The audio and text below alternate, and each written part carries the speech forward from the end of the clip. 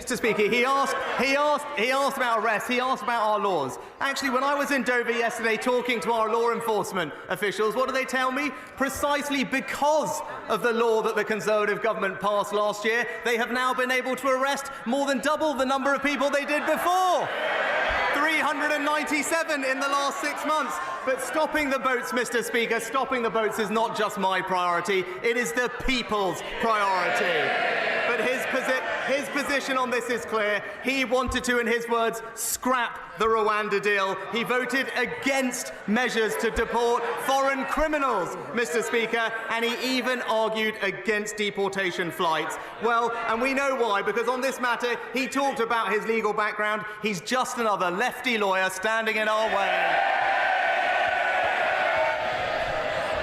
All that nonsense because he doesn't want to answer the question. Because he knows what the answer is. The number is 21. I thought he was a man of detail. 21 people out of the 18,000.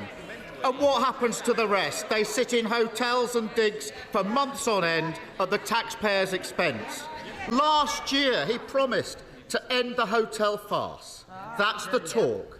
But because of his mess, there are thousands of people who can't claim asylum and can't be returned.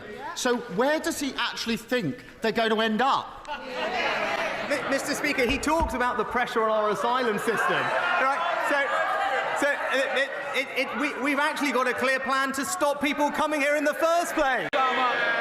Mr. Speaker, he stood there last year saying exactly the same thing. We said it wouldn't work. They passed the law. The numbers went up. Absolutely deluded. He can't say where they'll return people because they spent £140 million on Rwanda and it doesn't work. They can't say how they'll return people because this bill doesn't come with a single new return agreement. And they can't say when they'll fix the mess because it's more talk, more gimmicks, more promises to be broken.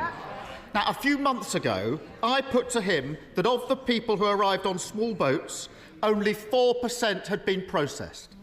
He stood there and said, that's unacceptable. What's the number now? Mr. Speaker,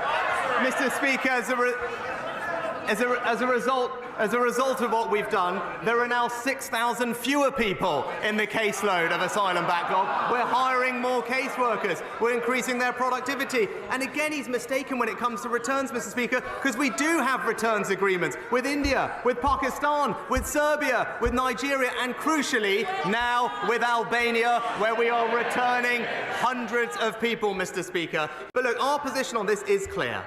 If you arrive here illegally, you will not be able to claim asylum here. You will not be able to access the modern slavery system, and you will not be able to make spurious human rights claims. That is the right thing to do. But he's going on and on about process, hiding behind process, because he doesn't want to confront the substance. We are the party of fairness, and he represents the party of free movement.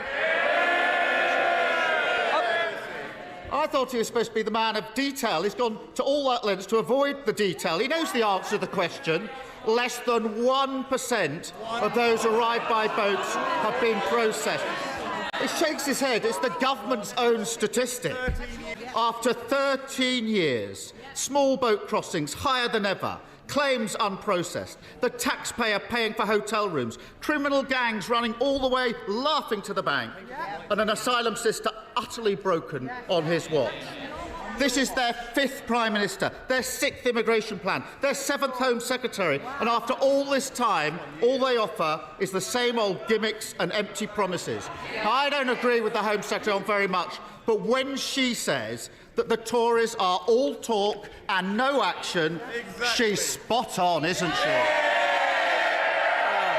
Illegal immigration enforcement, up. The amount of people processing claims, up. The backlog is down. The number of returns agreements is up. Hundreds of people returned to Albania, and now new laws to detain and deter illegal migrants. It's clear what we stand for, Mr. Peacock. We're doing what's right. We are acting with compassion. We are acting with fairness. And we are acting to respect the laws and borders of our country. We are delivering what we said, and it's crystal clear, listening to this, Mr. Speaker, that it's going to be the Conservatives and only the Conservatives that stop the boat.